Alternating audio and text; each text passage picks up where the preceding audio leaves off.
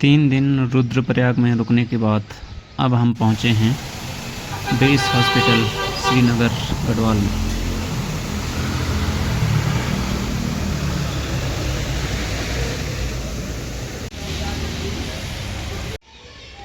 तो अभी यहाँ पे ये शाम का नज़ारा बादलों के साथ देख सकते हैं आप।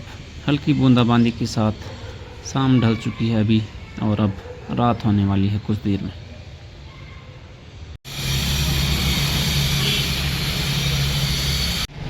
तो रात के समय श्रीनगर गढ़वाल का नाइट व्यू कुछ इस तरह से होता है। तो ये रहा श्रीनगर गढ़वाल उत्तराखंड।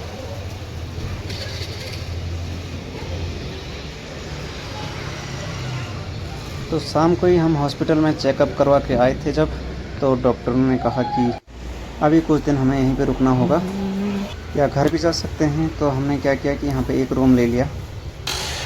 तो एक रूम नंबर 203 हमने कुछ दिन के लिए रेंट पर ले लिया और यहाँ पे मिले हमें एक डबल बेड और एक सिंगल बेड, पंखा सब है, सेपरेट टॉयलेट बाथरूम है और ये पड़ा हमें 400 रुपये पर डे के हिसाब से। तो ये हमने कुछ इस तरह से रूम लिया। तो अभी शाम का खाना फटाफट होटल से पैक करा के ले आया हूँ मैं रूम पे ही और वहीं पे खाएंगे। तो चलिए मिलते हैं अब अगली सुबह। 3 दिन के रेस्ट के बाद पहुंच चुके हैं हम बेस हॉस्पिटल श्रीनगर में डिलीवरी के लिए। तो ये कुछ इस तरह से सुबह का दृश्य है। यहाँ पे हॉस्पिटल में गाड़ियाँ पार्किंग पे लगी हुई हैं और अब चलते हैं हॉस्पिटल के अंदर।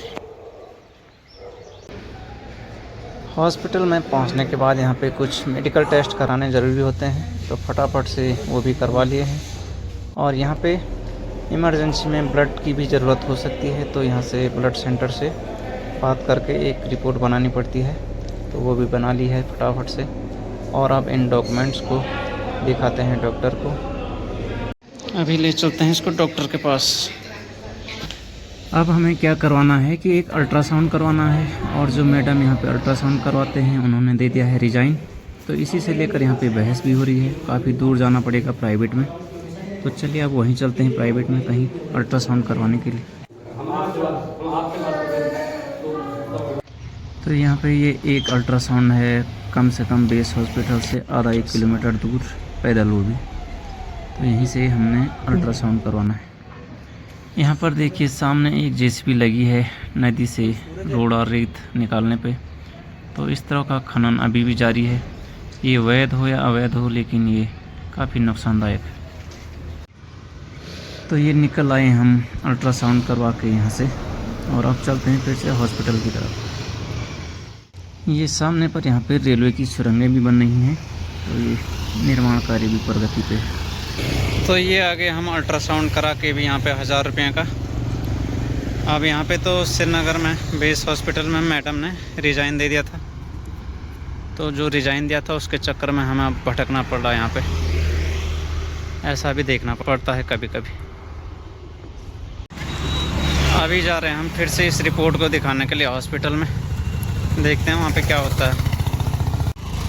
यहाँ से है कुल मिला के आधा 1 किलोमीटर के आसपास हॉस्पिटल, बेस हॉस्पिटल। तो अब हैं हम हॉस्पिटल में और यहाँ पे डिलीवरी के लिए कोई ना कोई लेडीज साथ में होनी चाहिए। तो यहाँ पे पुरुषों का अंदर जाना सख्त मना रहता है।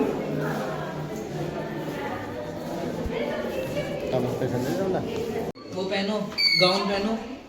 अब शुरुआत में 1-2 दिन बच्चे के लिए कुछ इस तरह का दूध पिलाया जाता है हॉस्पिटल से, बाहर केमिस्ट से मंगवा के। तो 1-2 दिन के बाद फिर माँ का दूध शुरू किया जाता है, जब तक कि पूरे चेकअप ना हो जाए।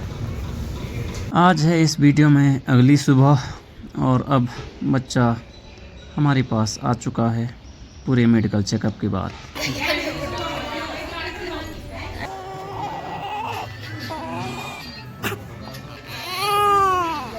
तो ये रहा हमार बिटवा मुन्ना राजा।